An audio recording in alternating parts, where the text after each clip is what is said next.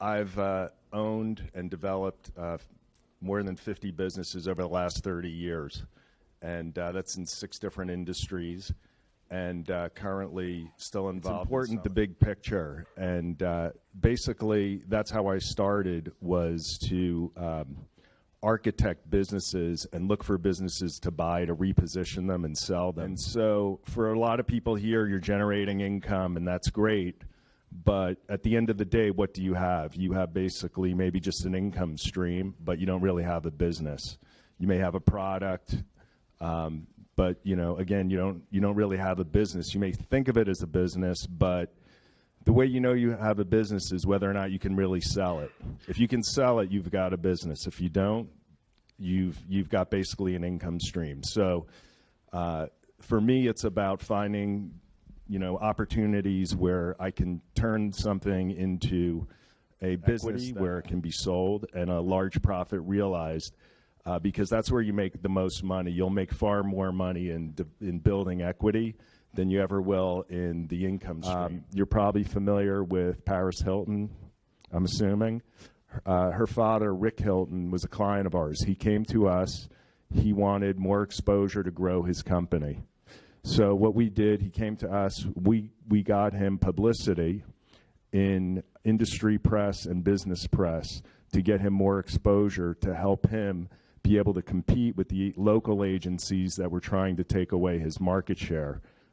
Like, for instance, like the agency, which is an up-and-coming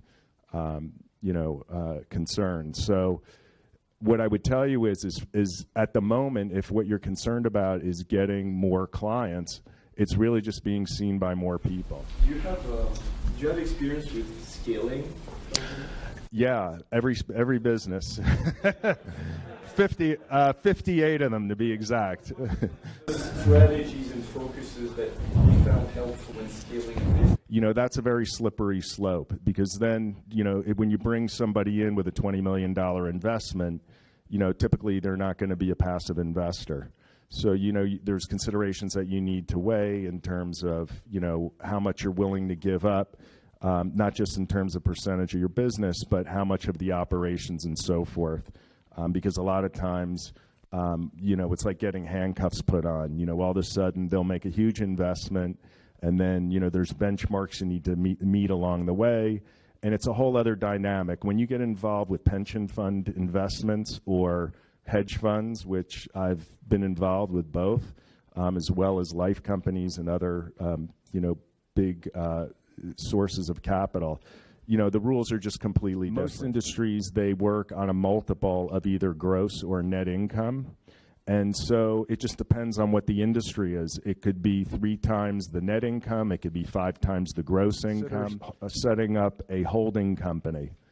That holding company will have 3 components. One is an investment company, one is an asset management company, and one is a property management company.